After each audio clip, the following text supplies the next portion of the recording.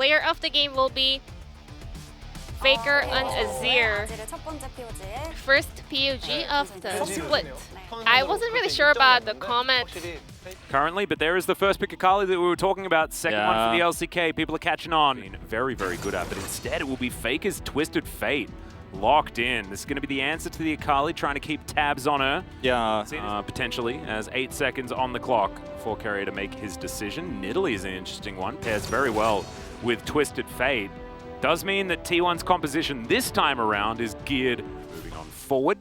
As Faker, we can see the win rate on the Twisted Fate has gone down a little bit over the last little while, but still sitting at above 75% with this combo. Umpty going to move up towards the top side as Hoya soaking a bit of aggro here. As okay, Umpty's going to move on forward. That's the flashes going to be traded.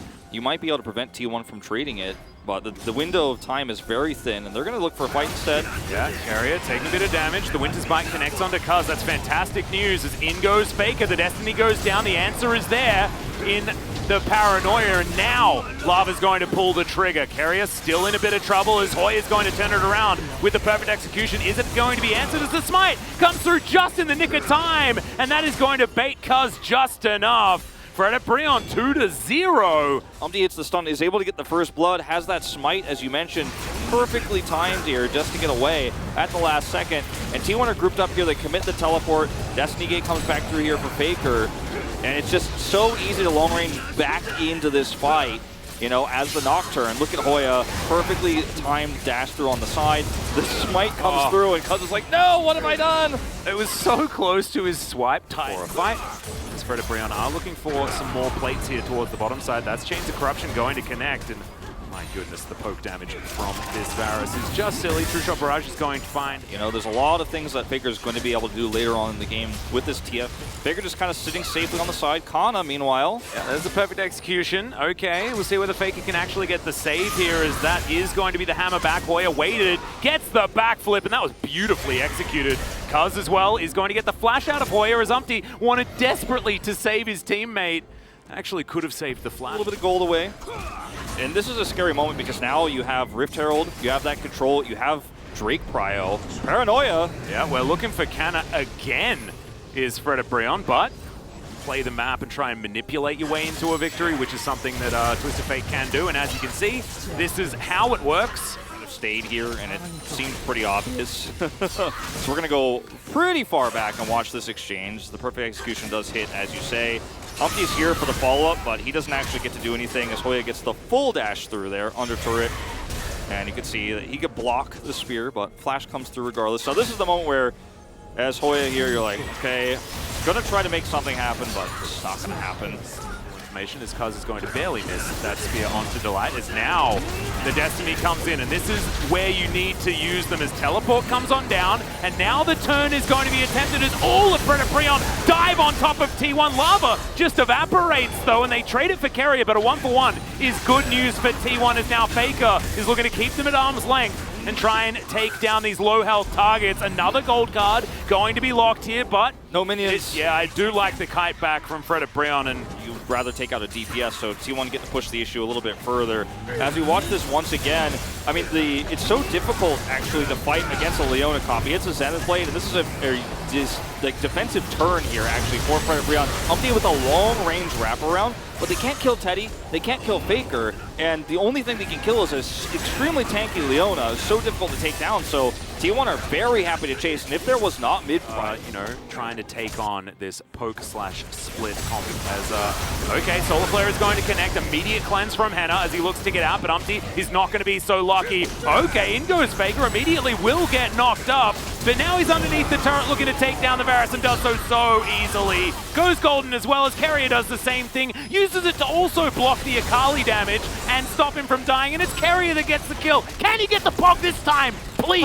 I mean, this is T1 outdoing what Fredit Brion's comp is supposed to do. They're the ones actually having these long-range initiations in with Carrier, and then they collapse in so perfectly. They toss in all their long range, and now with their 1-3-1 composition, it's even more valuable as we check this out. Yeah. This is exactly what we were talking about, right? This is T1 finding Look at the wards. That lopsided fight. Yeah, Carrier gets in here, actually gets the stun on the Umpty, and then gets a deeper Zenith Blade follow-up into the back line here for Fred at Brion, and there's just so much you can do when you do get on top of a turret like this as T1, because they can just shoot past it. They have so much range, they have so much poke.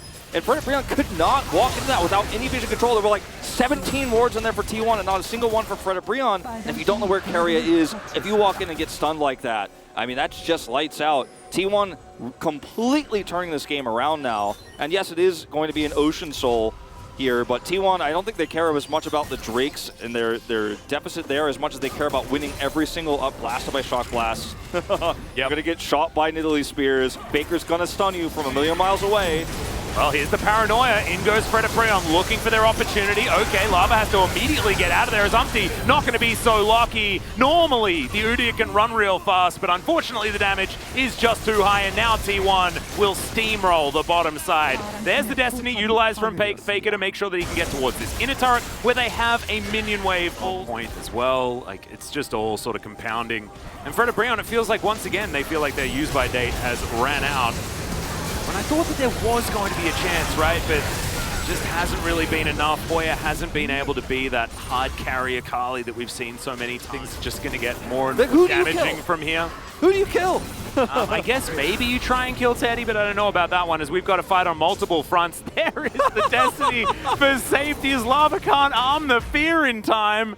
Still very strong. You can see T1 is almost playing like the half Baron. Okay, in goes Hoya. He's going to disappear into the fog and somewhat make it out, but not going to be enough there as Delight moves the Unbreakable a little bit too far away. T1 were taking a lot of poke, but another Chains of Corruption is going to go wide, and Teddy looks at that as his opportunity to go in. Delight's going to fall. True Shot Barrage mops up the Varus as well, and I think T1 may have just decided that when the minions turn up, it's time to win the game.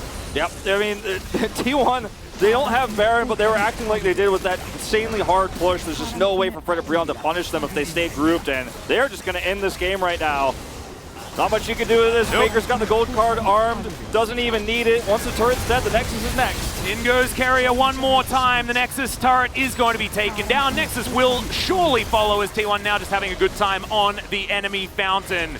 It's a pretty comfortable 2-0 here and a good turnaround after T1 were dispatched by Damwon Kia. Really good look for them, and I like the fact that they did vary up the win conditions. The playstyles were different, much more fast and furious here, and Faker really bringing out some vintage TF play. 1,500 Teddy, kills. Yeah, for 1,500 kills for Teddy. My goodness, that is a lot. That's a T1 showcasing here, Atlas, what is a very different style, like you said, from game one.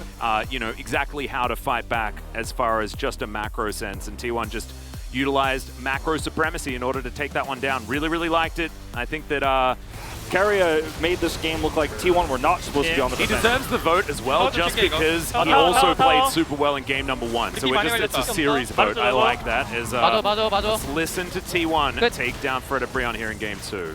오케이, 타워 가자. 미드로 가자. 미드가 빨라. 미드 가자. 미드. Just calling to move towards mid. 나 만화 that out 없어. 나 만화 없어서 좀 없는 챔프다. 확인 끝날 것 같아. 확실하게 I think we can 끝내자. end here. Silence.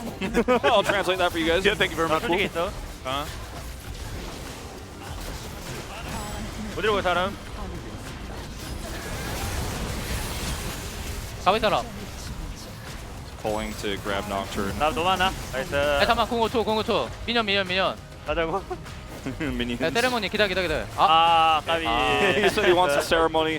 He's waiting for the ceremony. Doesn't get the kill there. The Q misses. Oh no. But they win the game. 2-0 clean as hell here for T1, honestly. Well, it's going to be Faker that picks up the player of the game. And like I mentioned, I thought it was going to be one of these likelihoods. Of course, was the first one to pick up a win.